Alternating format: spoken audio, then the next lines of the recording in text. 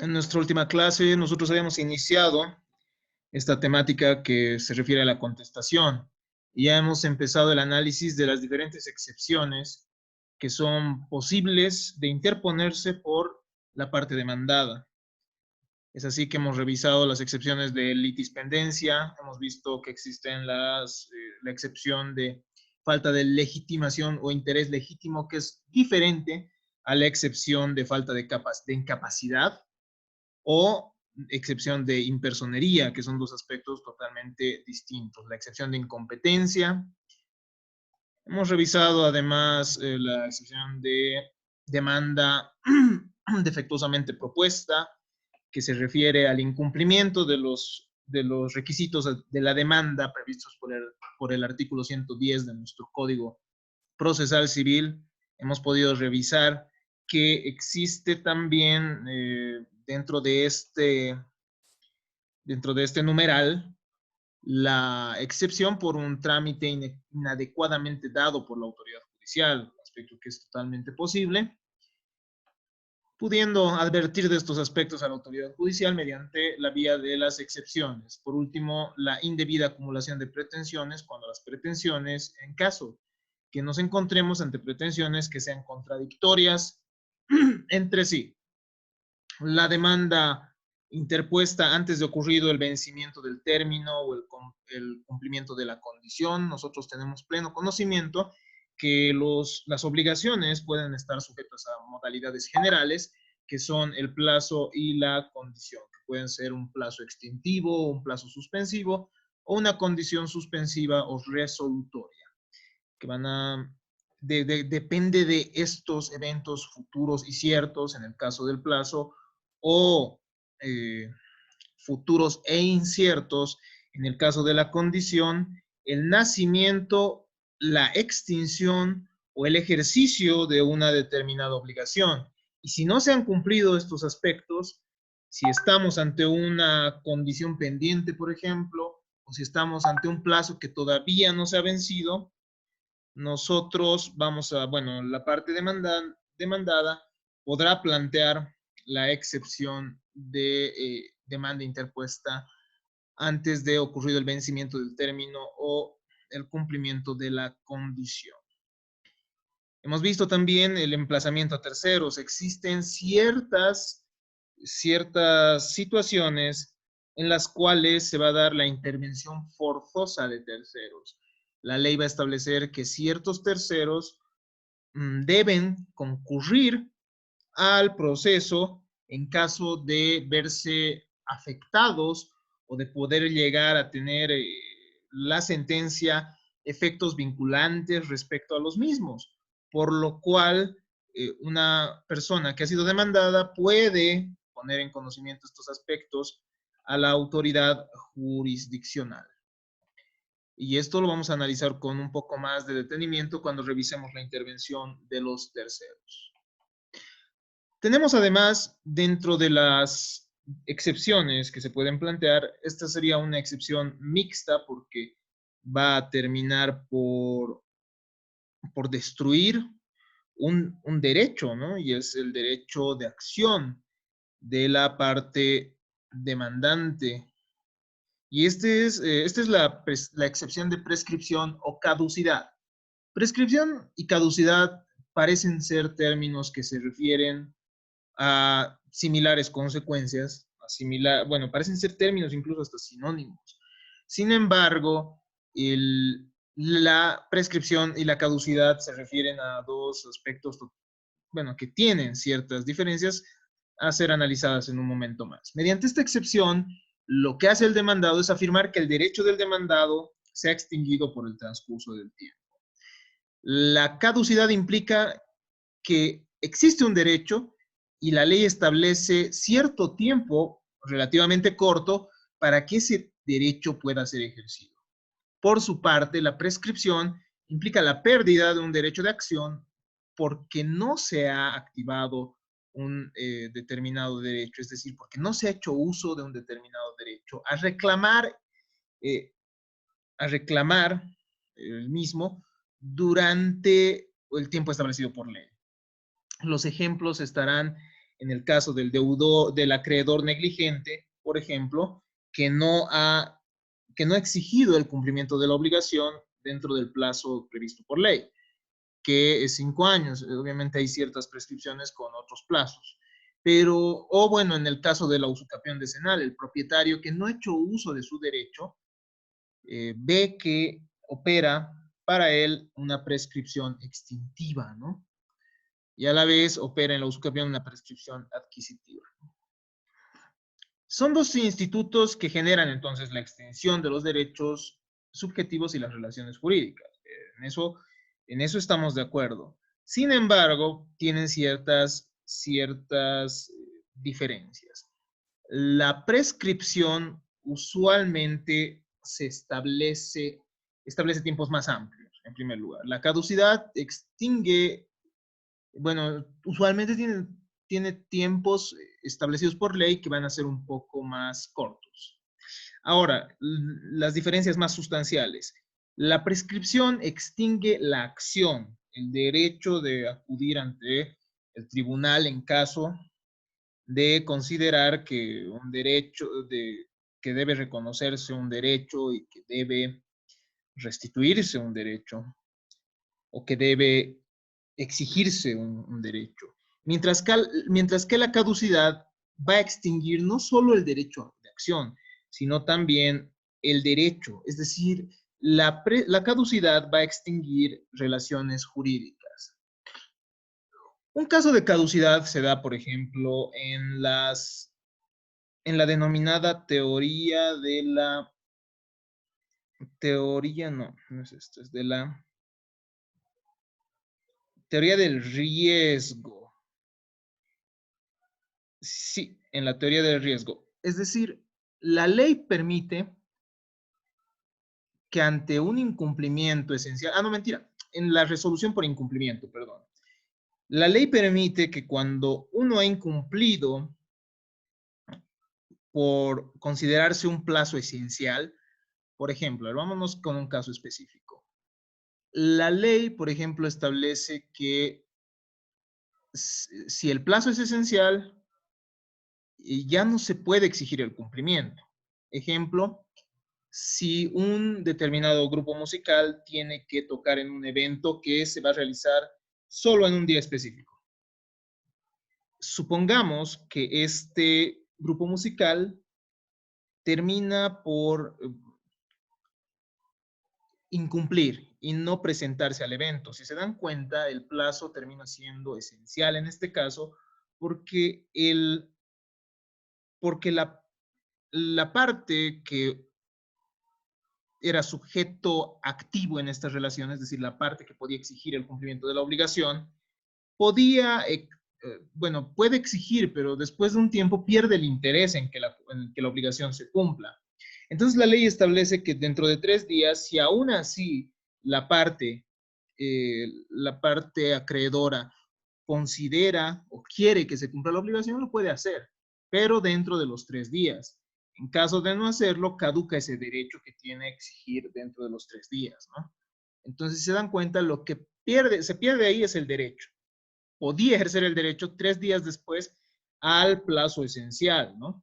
A este plazo que era determinante para la obligación y para el interés de la misma. A diferencia de la prescripción que, reitero, implica la extinción de una acción porque una persona ha sido negligente y no ha hecho uso de su derecho a recuperar el derecho que tenía anteriormente, ¿no? Otra diferencia sustancial e importante respecto a la caducidad y la prescripción es que la prescripción tiene un plazo que puede ser interrumpido. Nosotros tenemos conocimiento, por ejemplo, que la usucapión puede ser interrumpida en caso de existir un despojo y haber transcurrido más de un año después de ese despojo. Entonces se interrumpe. O en caso de la interposición de una demanda judicial que busca por parte del propietario la restitución de un bien. También tenemos también la prescripción va, en el caso de obligaciones, va a verse interrumpida ante la presentación de una demanda y ante la bueno, sí, ante una demanda que busque el cumplimiento de la obligación. Sin embargo, en la caducidad, no, el plazo, el tiempo que establece no puede ser interrumpido. Entonces, la prescripción, habíamos dicho, se refiere a una inactividad genérica y la caducidad se va a referir a una inactividad de un comportamiento específico.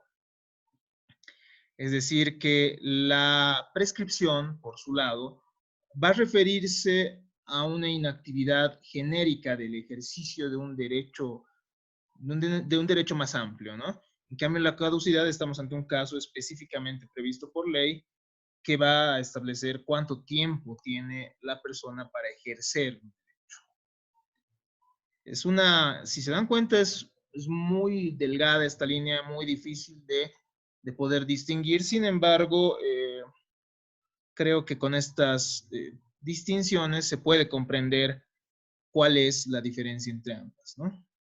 Cuál es la diferencia y cuándo nos encontramos ante una caducidad y cuándo ante una prescripción.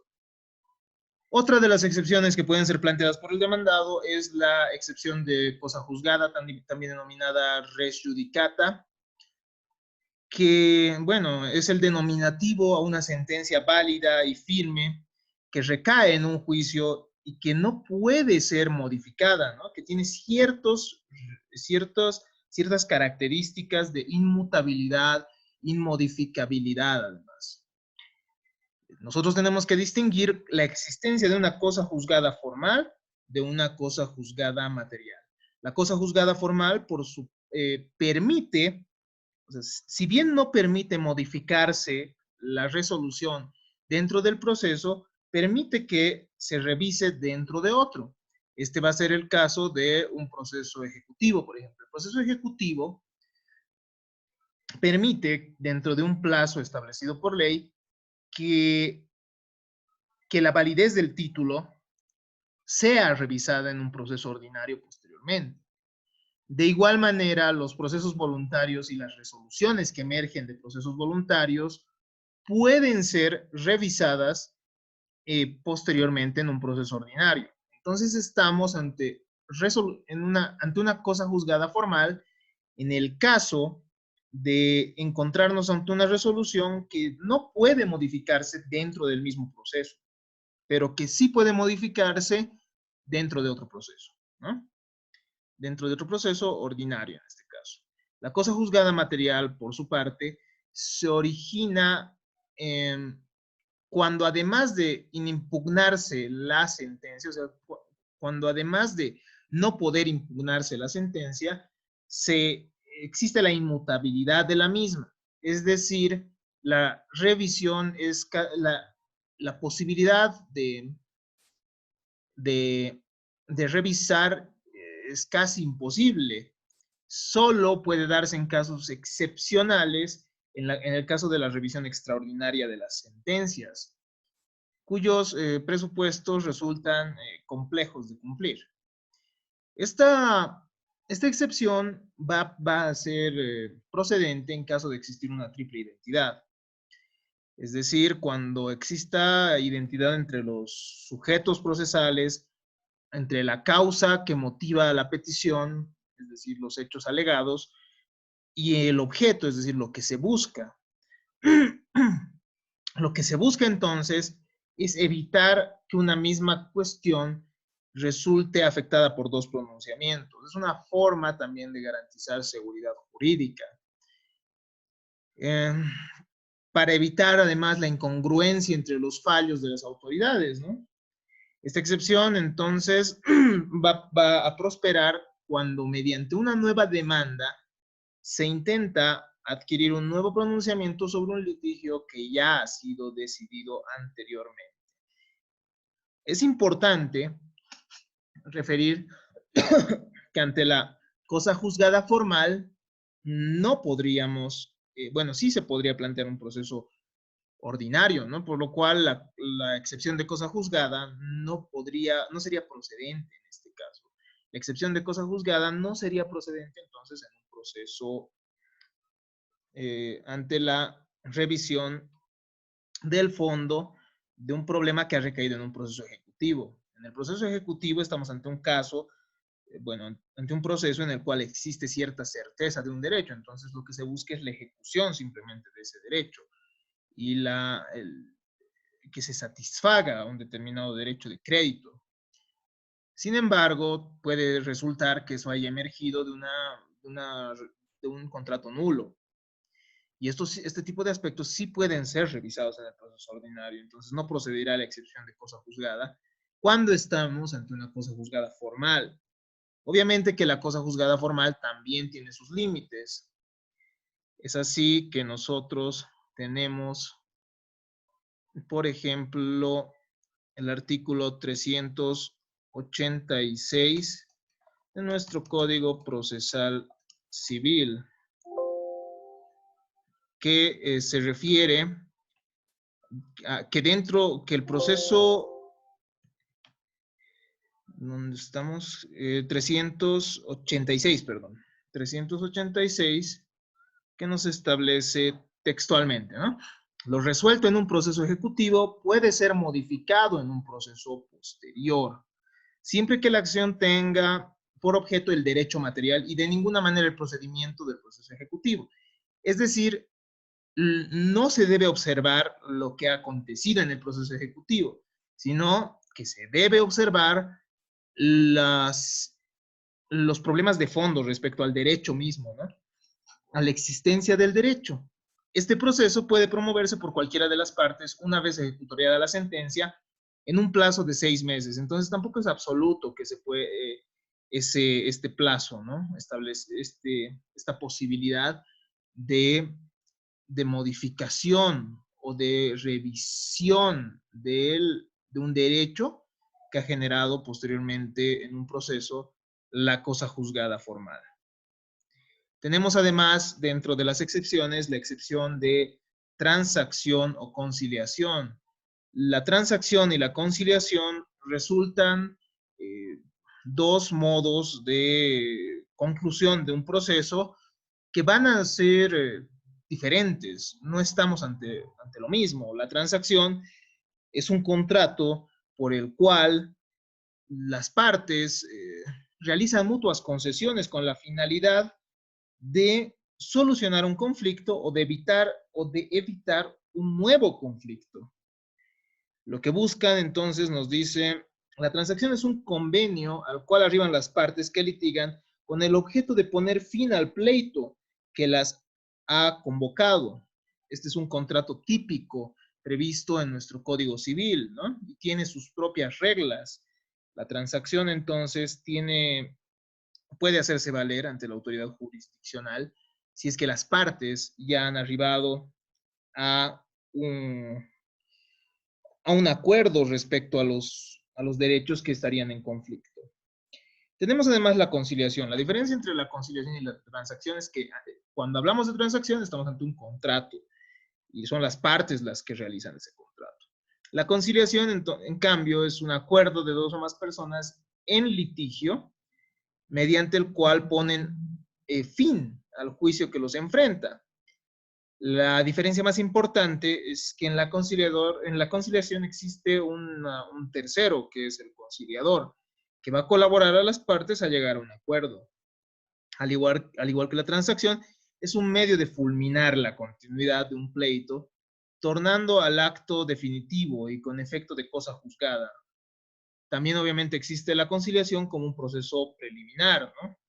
Eso que nosotros hemos visto que es exigible en cualquier proceso ordinario. En este interviene un tercero neutral denominado conciliador. En caso de plantearse estas excepciones, tanto de transacción como de conciliación, debe acompañarse el acta de la conciliación a la que han arribado las partes, por otro el acta y bueno, el acuerdo al que han llegado las partes, en el caso de la conciliación, y en el caso de la transacción, mínimamente tal cual establece nuestro Código Civil, tiene que ser por escrito, ¿no? Es decir, tendrá que presentarse mínimamente mediante un documento privado. Es decir, la transacción es un contrato que ustedes ya tienen conocimiento, es ad probationem, mínimamente tiene que hacerse por escrito. ¿Qué más tenemos? Por último, tenemos entre las excepciones numeradas por el artículo 128, a la excepción de desistimiento del derecho.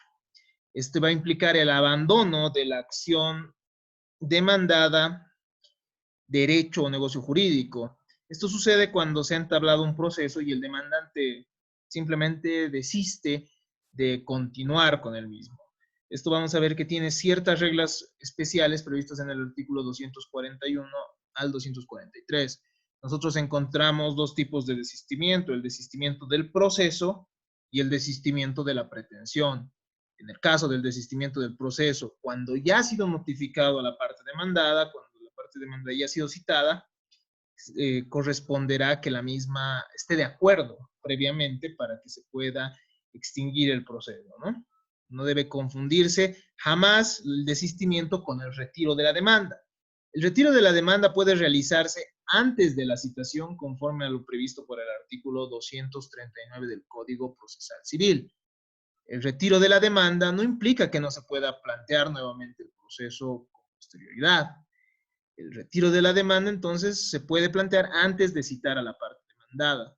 Ojo, esto es algo importante y una distinción que se debe tener en cuenta. Las excepciones, respecto a las excepciones, es importante manifestar además que la incompetencia, la incapacidad del actor o de su representante y la cosa juzgada, además de la transacción, pueden ser declaradas aún de oficio sin que las partes lo soliciten. Esto en mérito, bueno, también a los poderes que tiene el juez y de las que son previstos por ley, ¿no? Y también con la finalidad de dar lugar a al principio de economía procesal, por ejemplo. La prescripción y la caducidad solo pueden declararse a instancia de parte, eso es algo importante. La autoridad nunca puede establecer que una determinada obligación o un determinado derecho ha prescrito de oficio, eso no está permitido. Las defensas sobrevinientes que se encuentran basadas en hechos nuevos y dirigidas al fondo o mérito de la causa tienen que justificarse con prueba preconstituida y podrán oponerse en cualquier estado de la causa, aún en ejecución de sentencia, ¿no? Si es que existen nuevos hechos que puedan, que impliquen hechos extintivos del derecho mismo que se está invocando por parte del demandado, pueden realizarse, obviamente, dentro de un plazo razonable, ¿no? Después de que estos hechos sean nuevos, sobrevinientes, es decir, tienen que ser hechos que han sido posteriores a la contestación y, bueno, esos sí podrán ser planteados, ¿no? Esas defensas sobrevinientes. ¿A qué se refiere? ¿A qué se refiere esto? Que además las excepciones pueden plantearse con posterioridad mientras se basen en hechos sobrevinientes. Qué sé yo, si las partes han transado con posterioridad o si, por ejemplo, a ver, ¿qué podríamos tener? Existe una prescripción. Bueno, la prescripción podría plantearse con posterioridad, ¿no? Bueno, el ejemplo, a ver, podrá darse el emplazamiento de terceros si es que no se conocía antes que existían terceros, como una defensa sobreviniente. Entonces, las excepciones sí pueden plantearse con posterioridad, mientras, obviamente, tengan prueba preconstituida que permita que las mismas puedan plantearse, ¿no? Incluso nos dice en ejecución de sentencia. Y esto es interesante y en alguna clase yo ya se los manifesté. ¿Por qué? Porque una sentencia implica un nuevo título, ¿no? Un nuevo derecho a favor del acreedor que está solicitando el cumplimiento de una obligación.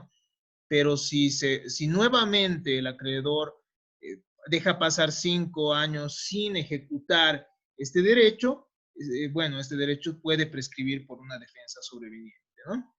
Planteadas las excepciones previas, van a ser corridas en traslado de la parte demandante para que éste pueda contestarlas en 15 días, ¿no? Si se plantean excepciones, si se plantean únicamente excepciones y se conteste negativamente la demanda, entonces la parte demandada puede contestarlas dentro de 15 días. Pero si existe reconvención, lo que nosotros hemos visto que es una especie de contrademanda, es una nueva pretensión planteada ante la autoridad jurisdiccional, en este caso bueno, se le dará el mismo plazo para la contestación a la demanda, ¿no? Es decir, se le dará el plazo de 30 días.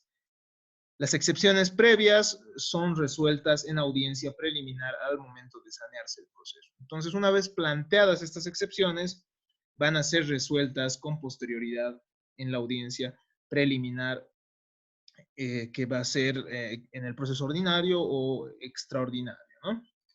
De esta manera es que hemos terminado el tema de la contestación que puede tener dentro de sí todas estas excepciones que, como han podido ver, tienen ciertas peculiaridades y, bueno, que le dan cierta complejidad al proceso, pero esto va a ser parte de la técnica que vayan, bueno, que vayan adquiriendo, ¿no? Eso es algo muy, son medios de defensa que dependerán también de la estrategia y de la teoría del caso, ¿no? Es decir, de las peculiaridades que tenga cada caso que ustedes tengan que resolver o que tengan que patrocinar, perdón.